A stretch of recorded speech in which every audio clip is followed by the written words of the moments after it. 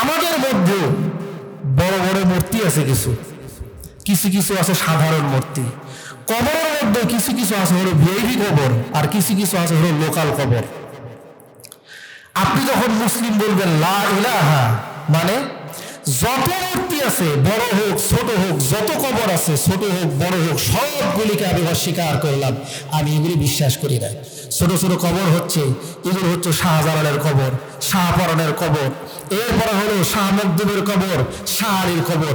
এখানে পাগল ছাগল গরু গাধা নিঃস্ব অসহায় ল্যাংরা কানা লীলা যা আছে সব সেখানে যায় সেজদা দেয়।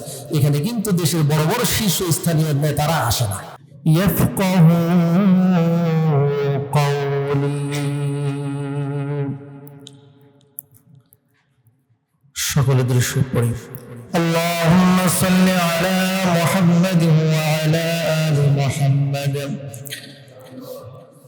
কামা সাল্লাইতা আলা ইব্রাহিম ওয়া আলা আলি ইব্রাহিম ইন্নাকা হামিদুম মাজিদ। اللهم بارك على محمد وعلى آل محمد كما باركت على إبراهيم وعلى آل إبراهيم إنك حميد مجيد.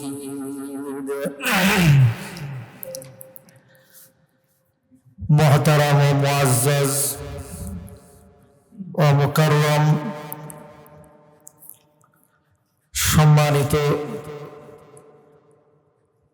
উপস্থিত মুসল্লিবৃন্দ,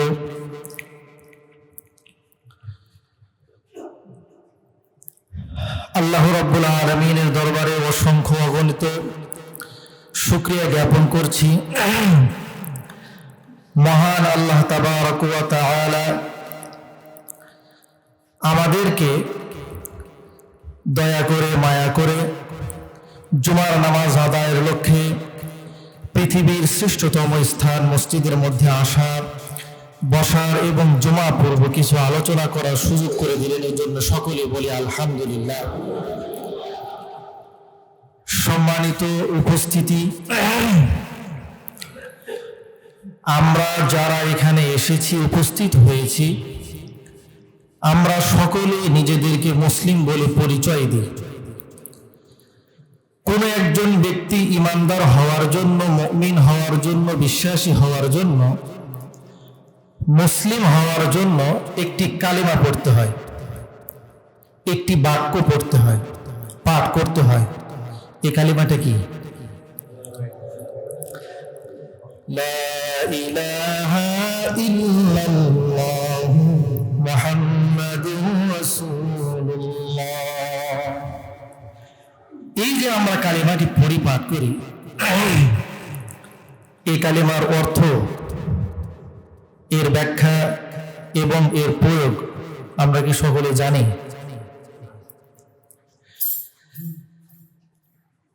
অনেকেই তো আছি যারা আমরা কালিমাটা পড়ি কিন্তু এর কোনো অর্থই পারি না, জানি না। আবার অনেকে আছি যারা কালিমাটা পড়তে পারি, অর্থও জানি, তবে ভুল জানি, সঠিকটা জানি না। আবার কেউ কেউ আছে আমাদের মধ্যে যারা সঠিক অর্থ জানি, ব্যাখ্যা জানি না, কিংবা ব্যাখ্যা জানলেও আমি যে পড়তেছি আমার ক্ষেত্রে এটার প্রয়োগিক অর্থটা কি, কিভাবে এটি প্রয়োগ হবে, সেটি আমরা বুঝি না বা লক্ষ্য করি না। এজন্য ইচ্ছা করেছি, নিয়ত করেছি এই বিষয়টি একটু পরিষ্কারভাবে আমাদের বোঝার দরকার, জানা দরকার। কি বলেন আপনারা? তবে এটি আগেও বলি নাই, এটা তো একটা গুরুত্বপূর্ণ বিষয়, ইমানের সর্বপ্রথম কালিমা। কিন্তু কেন এটা প্রথমে আলোচনা হয় নাই বা এখন হচ্ছে, সেটি আমি বলবো না, আপনারা বুঝবেন আশা করি সামনে।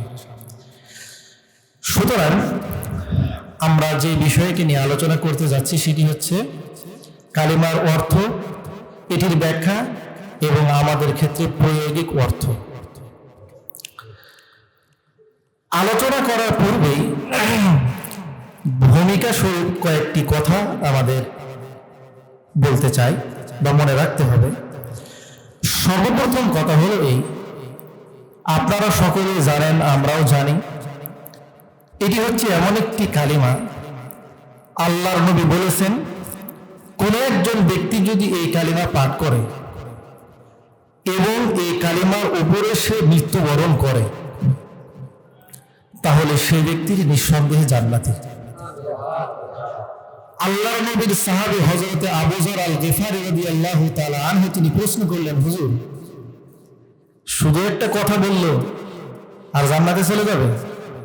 ওয়া ইন জানা ওয়া ইন সারাকা, যে ব্যক্তি বলতেছে লোকটি যদি জিনাকার হয়, চোর হয়, তবু নবীজি বললেন ওয়া ইন জানা ওয়া ইন সারাকা, হ্যাঁ লোকটি যদি চোর হয়, লোকটি যদি জিনাকার হয়, তারপরে আবু যর গিফারী রাদিয়াল্লাহু তাআলা আনহু তিনি দ্বিতীয়বার আবারও প্রশ্ন করলেন ওয়া ইন জানা ওয়া ইন সারাকা, হুজুর চুরি করলেও জিনা করলেও?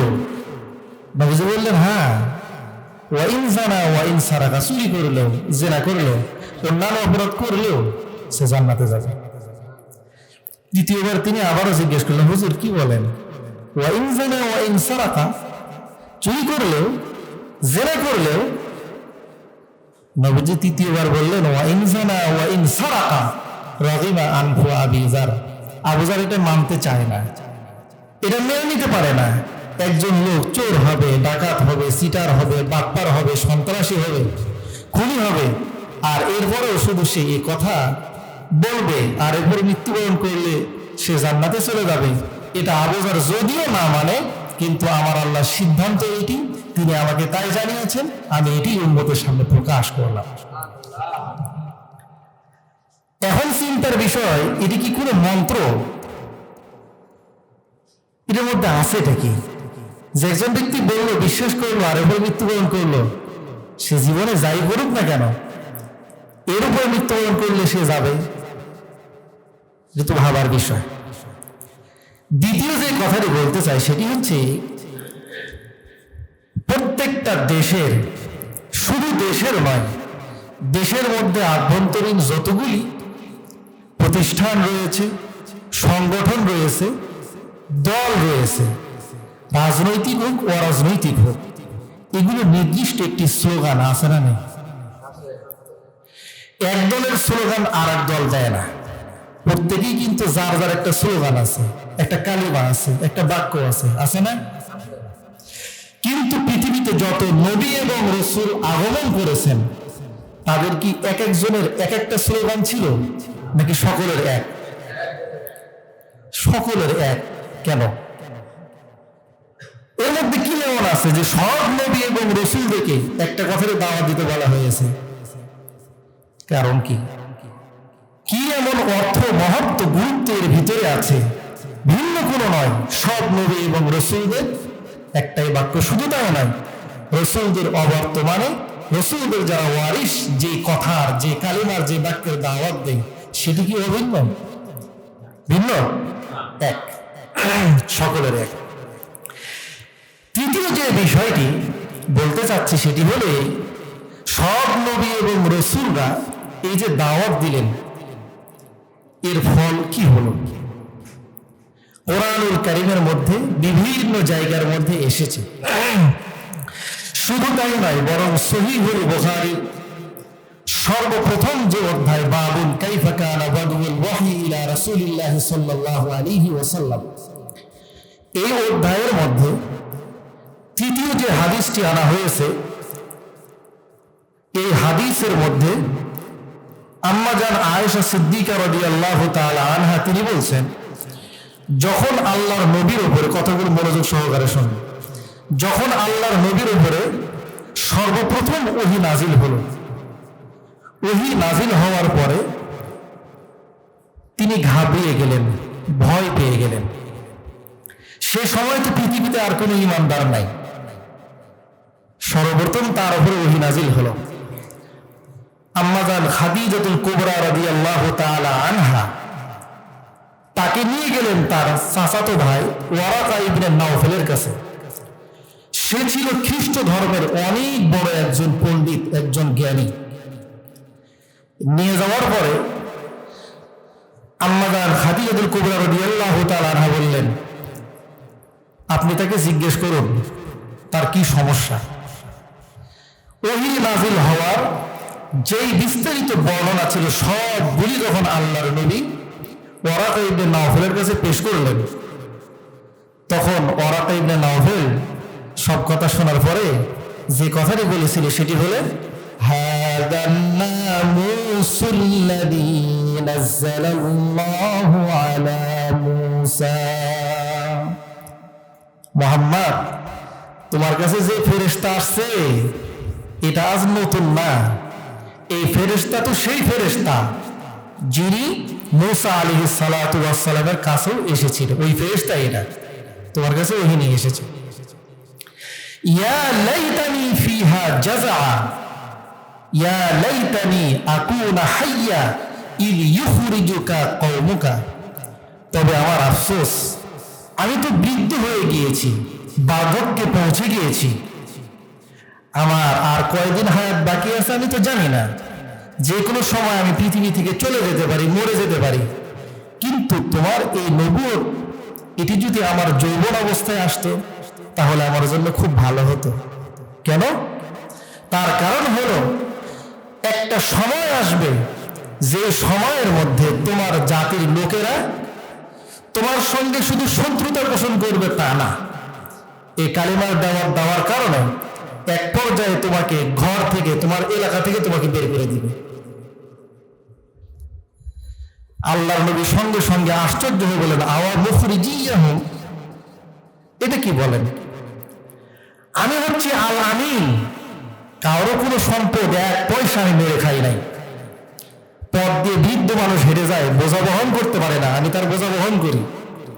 একজন বিধবা মহিলা, স্বামী নাই, সংসার পরিচালনা করতে অক্ষম, আমি তার দায়ভার গ্রহণ করি। দেশের, সমাজের জনকল্যাণমূলক কাজ আমি করি।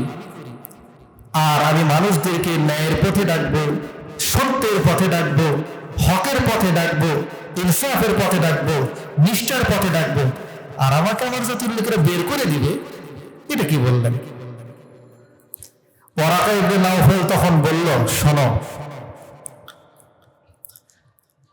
তুমি যা নিয়ে এসেছ,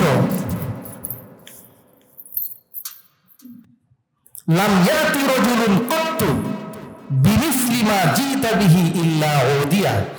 এই ইতিহাস আজ নতুন নয়, বরং পৃথিবীর শুরু থেকে নিয়ে আজ পর্যন্ত যতজনেই তোমার এই ওহীর দাওয়াত দিয়েছে সকলের সঙ্গে তার জাতির লোকেরা শত্রুতা পোষণ করেছে, এবং এক পর্যায়ে গিয়ে অনেককে তাদের ঘর থেকে বের করা হয়েছে, অনেককে হত্যা করে দেওয়া হয়েছে।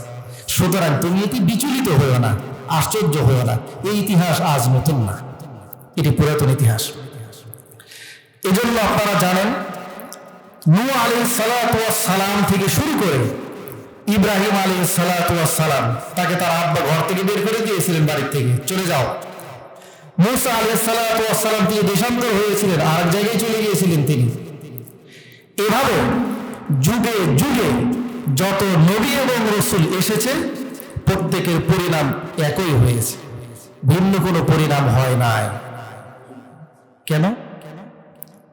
সুতরাং এই কথার মধ্যে কি এমন বিষয় আছে যার কারণে তাদের এই পরিণাম হয়েছিল? শুধু তাই নয়, বর্তমানেও যারা এই কথার সঠিক অর্থ, সঠিক ব্যাখ্যা এবং প্রয়োগ জাতির সামনে তুলে ধরেছে, নবী এবং রাসূলদের সঙ্গে মিল রেখে তাদের পরিণত ঠিক একই হয়েছে। এর মধ্যে কি আছে, এজন্য আমাদের এটি একটি বোঝার দরকার। কথাটা কি বোঝাতে পেরেছি? সুতরাং আসুন আমরা এবার এই বিষয়টি একটু অনুধাবন করার চেষ্টা করি। প্রথমে আসুন এর একটি শাব্দিক অর্থ আমরা জানি। লা, তার আগে একটি কথা বলি, এর মধ্যে দুইটা অংশ আছে। লা ইলাহা ইল্লাল্লাহ, এটা হলো একটি অংশ। আর একটা হচ্ছে মুহাম্মাদুর রাসূলুল্লাহ। তো দ্বিতীয় যে অংশ মুহাম্মাদুর রাসূলুল্লাহ, এটি কিন্তু সব নবীর কথা ছিল না, এটি হচ্ছে আমাদের ক্ষেত্রে শুধু প্রযোজ্য। আর প্রথম যে অংশটি, এটি সব নবী রাসূলুল্লাহ দাওয়াত দিয়েছেন এই কথা। এখন আসুন, লা শব্দের অর্থ নাই, ইলাহ শব্দের অর্থ কোন উপাস্য, কোন মাবুদ। সুতরাং লা ইলাহা মানে কোন উপাস্য নেই, কোন মাবুদ নেই, কেউ নাই। ইল্লাল্লাহ, যিনি আছেন তিনি কে? আল্লাহ। এই তো গেল হলো শাব্দিক অর্থ। তবে শুধু এতটুকু বললে এই অর্থটা সঠিক হয় না।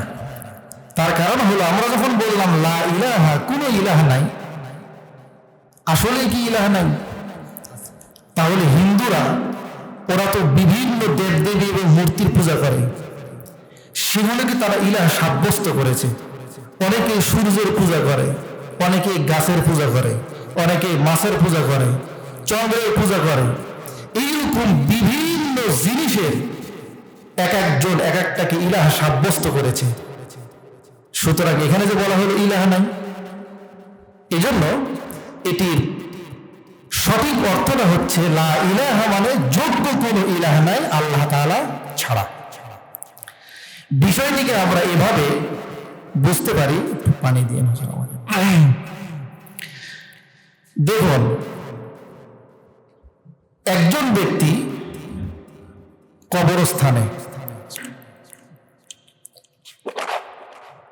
আমরা মাঝে মাঝে জিয়ারতের জন্য যাই না? একজন ব্যক্তি কবরস্থানে গিয়েছে জিয়ারত করার জন্য।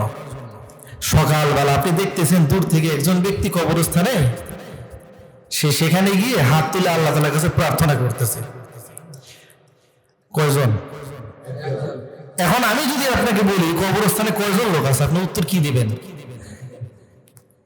একজন। তাহলে একজনে যদি বলেন, তাহলে যে সকল মানুষগুলো কবরের মধ্যে শুয়ে আছে, এরা কি মানুষ? এরাও মানুষ, কিন্তু এরা নামে মানুষ আছে, কাজে কোনো মানুষ নাই। একজন ব্যক্তি কথা বলতে পারে, চলতে পারে, খেতে পারে, শুনতে পারে, সমাজ পরিচালনা করতে পারে, রাষ্ট্র পরিচালনা করতে পারে, বহু জিনিস আবিষ্কার করতে পারে। আল্লাহ রাব্বুল আলামিন বহু যোগ্যতা দিয়ে মানব জাতিকে তৈরি করেছেন। যে ব্যক্তিগুলো কবরের মধ্যে শুয়ে গেল, এদের মধ্যে কি এসব কিছু আছে? ওটাই শুধু নামটাই আছে, বাকি তাদের কোনো কার্যক্রম বাকি নাই। ঠিক তেমনি ভাবে ইলাহ পৃথিবীতে আসলে আল্লাহ তাআলা ছাড়া নাই তা না, আছে। তবে এগুলি কেমন? ঘুষি দিলে পড়ে যায়, কুকুরে পেশাব করে দিলে সরাতে পারে না, মাছে তাদের নাকের ডগায় বসালে সেগুলি সরাতে পারে না, কিছু খেতেও পারে না, মানুষের কোনো কল্যাণ করতে পারে না, অকল্যাণ করতে পারে না। অর্থাৎ অপদার্থ, অযোগ্য বহু ইলাহ মানুষ সাব্যস্ত করেছেন, কিন্তু প্রকৃত এবং যোগ্য ইলাহ যিনি, এবং যার মধ্যে উলুহিয়তের সব যোগ্যতা রয়েছেন, তিনি কেবলমাত্র আছেন, তিনি হচ্ছেন কে? এজন্য লা ইলাহা ইল্লাল্লাহ এর অর্থ হচ্ছে আল্লাহ তাআলা ছাড়া যোগ্য কোন ইলাহ, অপদার্থ অযোগ্য অনেক আছে, এগুলো তো কোনো ইলাহই না। কথাটা কি বোঝাতে পেরেছি? এই তো গেল হলো শাব্দিক অর্থ। এবার আসুন, এবার একটু ব্যাখ্যা বিশ্লেষণের দিকে যাই। এর মধ্যে দুইটা অংশ আছে। একটা হলো লা ইলাহা, এটি হচ্ছে নেগেটিভ, নেতিবাচক। এর দ্বারা অস্বীকার করা হয়েছে সব ইলাহকে, এটি হলো মূল সমস্যা। ইল্লাল্লাহ এটি হচ্ছে ইতিবাচক, এটি হচ্ছে অ্যাফার্মেটিভ, আল্লাহ আছেন। সমস্যা হলো প্রথম অংশ নিয়ে। তার কারণ হলো আল্লাহ যে আছেন এটি নাস্তিকরা ছাড়া কেউ অবিশ্বাস করে না।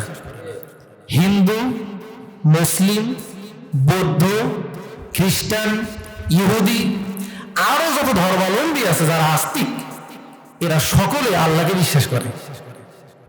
কিন্তু সমস্যা হলো প্রথম যে লা ইলাহা, এটা মানতে চায় না। কেন?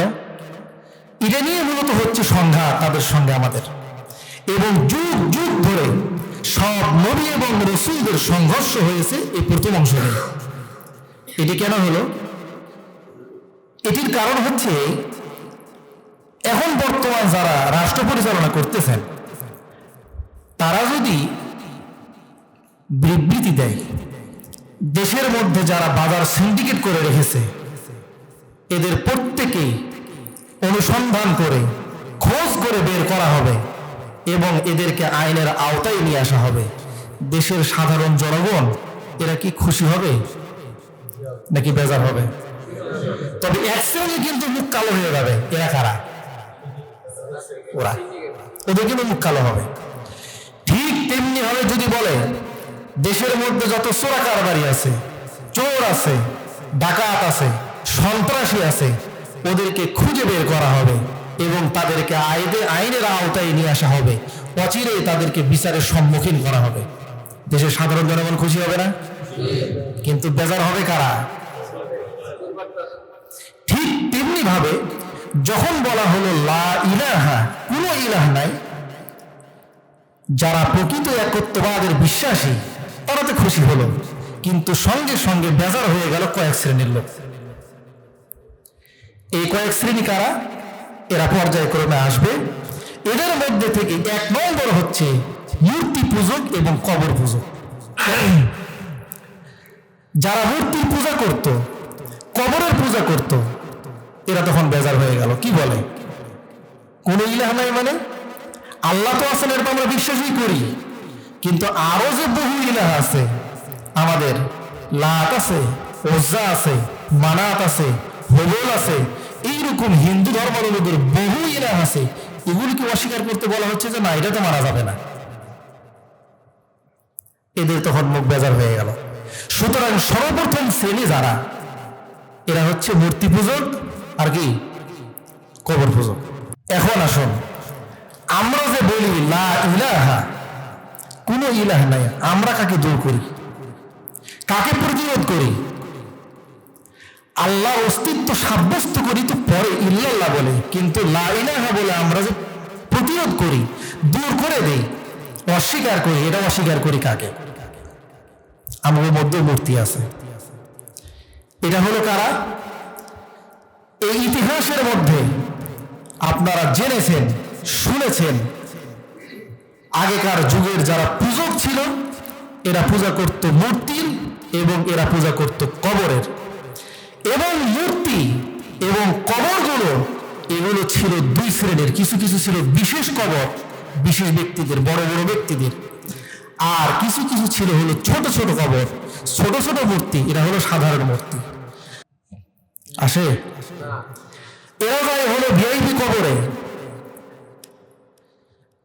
সেখানে গিয়ে বছরের নির্ধারিত নির্দিষ্ট দিনে সেখানে গিয়ে শ্রদ্ধাঞ্জলির নামে ফুল দিয়ে পূজা করে আসে। এটা হলো ভিআইপি পূজা।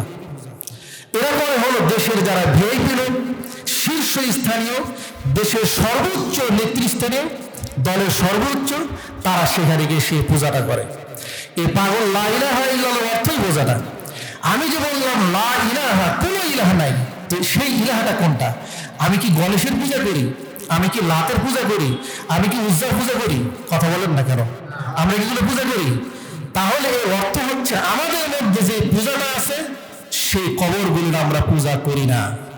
আমাদের মধ্যে সাধারণ সাধারণ কিছু কিছু মূর্তি আছে, যে মূর্তিগুলি 5 টাকা, 10 টাকা, 50 টাকা দিয়ে কিনে কলসগোজের মধ্যে রেখে দিই, এগুলি তো লোকাল। আর কিছু কিছু আছে ভিআইপি, যার কারণে এগুলি দেশের সর্বোচ্চ স্থান, সংসদ থেকে শুরু করে, গণভবন থেকে শুরু করে, বঙ্গভবন থেকে শুরু করে, দেশের সরকারি, আধা সরকারি, স্বায়ত্তশাসিত যত প্রতিষ্ঠান রয়েছে বিভিন্ন মোড়ে মোড়ে এই মূর্তিগুলোর আমরা স্থাপন করেছি। যখন আমি বলবো লা ইলাহা, এর অর্থ হচ্ছে এই সকল মূর্তিগুলো আমি পূজা করি না। আমি মুসলিমের অর্থ এটা হতে পারে না যে আমি গণেশের, আপনারা কথা বলতেছেন কেন? আমার কথা শুনেন না। গণেশের পূজা করি না, শিবের পূজা করি না, এই অর্থ আমাদের হয় না। কেন? কারণ আমরা তার পূজা করি না। আমাদের মুসলিমদের ক্ষেত্রে প্রয়োগ হচ্ছে আমাদের মধ্যে যে কবর পূজা আছে, যে মাজার পূজা আছে, যে মূর্তি পূজা আছে, এটিকে অস্বীকার করা। এরপরে পূজা করি কার? ইল্লাল্লাহ, আল্লাহ তাআলার। সকাল সন্ধ্যা 500 বার 1000 বার আপনি তাসবিহ জপেন, কিন্তু বলেন যে লা ইলাহা, আমি কোনো ইলাহা মানি না, এই ইলাহটা কোনটা?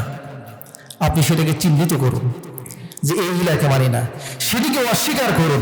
এরপরে আপনি সাব্যস্ত করুন ইল্লাল্লাহ মানে যাকে, তিনি হচ্ছেন কে? এভাবে যদি আপনি জিকির করেন 500 বার না 100 বার করলেও আপনার ঈমান পাকাপোক্ত হয়ে যাবে, মজবুত হয়ে যাবে। আপনি হাজার হাজার বার আপনি জিকির করলেন, কিন্তু আপনি অর্থই বুঝলেন না, প্রয়োগই বুঝলেন না, আপনি জিকির করলেন আর সূর্য ওঠার আগে গিয়ে আপনি সেই জায়গার মধ্যে ফুল দিয়ে পুজো দিয়ে দিলেন, তাহলে আপনি কি লা ইলাহা ইল্লাল্লাহ অর্থ বুঝেছেন? অর্থই বোঝা নাই। এখানে একটি প্রশ্ন আছে, 2 মিনিট একটু সময় নেই আপনাদের কাছে। সেটি হলো, আপনারা বলতে পারেন আমরা তো তাদের কাছে কি কখনো সাহায্য চাই না, আমরা তো তাদের কবরে কি কখনো সেজদা দেই না, আমাদের বিপদে আপদে কখনো তাদের কাছে আমরা শরণাপন্ন হই না, আমরা সর্বোচ্চ তাদেরকে সম্মান প্রদর্শন করি। এই কথা আপনারা বলতে পারেন। আমিও বলি, যেই সকল ব্যক্তিগুলো শুয়ে আছে, যুগে যুগে যত মূর্তি পূজা করা হয়েছে, লোকগুলো কেউ খারাপ ছিল না, আপনারা ইতিহাস শুনেছেন, সব ভালো লোক ছিল। অবশ্যই তাদের প্রতি আমরা শ্রদ্ধা নিবেদন করি এবং মহব্বত ভালোবাসা আমরা তাদের প্রতি রাখি, এবং তাদের যা কল্যাণকর তা আমরা করি। তবে তাদের কোনো মূর্তি, তাদের কোনো প্রতিচ্ছবিকে আমরা কখনোই সম্মান করব না। তো যে কথা বলতেছিলাম, আমরা তো তাদের পূজা করি না, সুতরাং তাদের সঙ্গে অন্যান্য মূর্তির একাকার করা এটা তো কখনোই ঠিক হলো না। এর উত্তর যে ইতিহাস আমি আপনাদের সামনে তুলে ধরেছি সেখানেই আছে। সেটি হলো, আমি যদি আপনাদের প্রশ্ন করি শাহ জালালের মাজারে, শাহ পরাণের মাজারে, শাহ মখদুমের মাজারে, শাহ আলীর মাজারে, আরো যত মাজার আছে দেশের মধ্যে, এদের কবরে গিয়ে মানুষ সেজদা দেয় কি দেয় না? আপনার নেতা নেত্রীর কবরে গিয়ে মানুষ সেজদা দেয় না কেন? নিষেধ করেছেন? কোথাও কি লেখা আছে যে সেজদা যাবে না? তাহলে দিল না কেন? এর কারণ হলো, ইতিহাসের মধ্যে আপনারা শুনেছেন যে যখন সেই সকল মহান ব্যক্তিরা মারা গেল, তাদের অনুসারীরা যখন সর্বপ্রথম ছবি স্থাপন করেছিল, তারা সেটিকে সামনে রেখে আল্লাহর ইবাদত করত, তাদের কিন্তু পূজা করত না। পূজা হয়েছে কখন? যখন শত শত বছর পার হয়ে গিয়েছে, শয়তান তাদেরকে প্ররোচিত করেছে, করার পরে তাদেরকে তাদের পূজায় লাগিয়ে দিয়েছে আল্লাহ থেকে মুখ ফিরিয়ে। ঠিক তেমনি ভাবে দেশের মধ্যে রাজনৈতিক হোক আর ধর্মীয় নেতা হোক, কারো কারো পূজা করা হয় আর কারো পূজা করা হয় না কেন? আপনারা জানেন, শোনেন, ইতিহাস পড়েন, যেই সকল মাজারগুলিতে যায়, একাদশ, দ্বাদশ, ত্রিদশ, চতুর্থদশ, অর্থাৎ আজ থেকে প্রায় 700, 800, 1000 বছর আগে এই আল্লাহর ওলিরা আমাদের যুগের মধ্যে এসেছিলেন। শাহজালালের মাজার, শাহ পরাণের মাজার, শাহ আলীর মাজার, শাহ মখদুমের মাজার, এটা 100 বছরের না, 700, 800 বছর আগে তাদের এখানে কবর হয়েছে। তাদের যারা প্রথম পর্যায়ের অনুসারী ছিল, তারা কিন্তু তাদের কবরে পূজা করতো না, কিন্তু এখন পরবর্তীতে এসে মানুষেরা তাদের কবরে ছেড়ে দেওয়া শুরু করছে। আপনার নেতা হোক আর আমার নেতা হোক, যারাই নেতা হোক না কেন, এদের কবরের বয়স কতদিন? কারোটা 50 বছর, কারোটা 45 বছর, কারোটা 5 বছর, কারোটা 2 বছর, কারোটা 1 বছর, বেশি দিন সময় যায় না। আপনারা তো কেবল নতুন আছেন, কিন্তু পরবর্তীতে যখন পরবর্তী প্রজন্ম আসবে, শত শত বছর পেরিয়ে যাবে, তখন আপনারা যে মূর্তিগুলো স্থাপন করে দিয়েছিলেন কিন্তু তাদের পূজা করেন নাই, আপনাদের পরবর্তী প্রজন্ম এসে তাদের পূজা করা শুরু করবে, তাদের কবরে গিয়ে সেবা দেওয়া শুরু করবে। এজন্য কালিমা যে পড়তেছি লা ইলাহা, কোন ইলাহা মানে না, এই কোন ইলাহাটা কোনটা? আপনি এটাকে চিহ্নিত করুন, নিশ্চিত করুন, এরপর আপনি বলুন ইল্লাল্লাহ, তবে আপনি হবেন প্রকৃত ঈমানদার, তবে আপনি হচ্ছেন প্রকৃত বিশ্বাস। আর এই ব্যাখ্যা, সঠিক ব্যাখ্যা যারাই তুলে ধরেছেন, নবী এবং রাসূল, তাদের তো ভুল ব্যাখ্যা করার কোনো সুযোগই নাই। এজন্য তাদের যে পরিণতি হয়েছে, বর্তমানেও যারা এই সঠিক ব্যাখ্যা তুলে ধরেছে, তাদের পরিণাম ঠিক একই হয়েছে। আমরা কালিমার ব্যাখ্যাটাকে সংকুচিত করে ফেলি, ছোট করে ফেলি। এই জন্য যেখানে যাই, মুরগির রান, খাসির গোস্তর এই কলিজার ভুনা আর গরুর গোস্তর সিনা, এটা আমাদের কপালে জোটে এখন। কেন নবীদের জুটলো আর একটা, আমাদের জন্য ভিড়টা কেন? সঠিক ব্যাখ্যাটা আমরা তুলে ধরি নাই। এই জন্য আমাদের নৈতিক দায়িত্ব ছিল এটি বলা এবং প্রকাশ করা। যদি না বলি আপনারা আমাকে ধরবেন যে হুজুর লা ইলাহা ইল্লাল্লাহ জিকির করলাম, লা ইলাহা বলে কাকে অস্বীকার করলাম, যদি স্পষ্ট করে দিলেন না। পরকালে তো আমাকে ধরেন, এই জন্য ইহকালেই বলে দিলাম, যাতে করে আমি পরবর্তীতে পরকাল আপনাদের কাছে জিম্মি হয়ে না থাকি। আল্লাহ রাব্বুল আলামিন আমাদের সকলকে সহি বোঝার তৌফিক দান করুন। সুবহানাল্লাহি ওয়া বিহামদিহি, সুবহানাকা আল্লাহুম্মা বিহামদিক, আশহাদু আল্লা ইলাহা ইল্লা আনতা আস্তাগফিরুকা ওয়া আতুবু ইলাইক।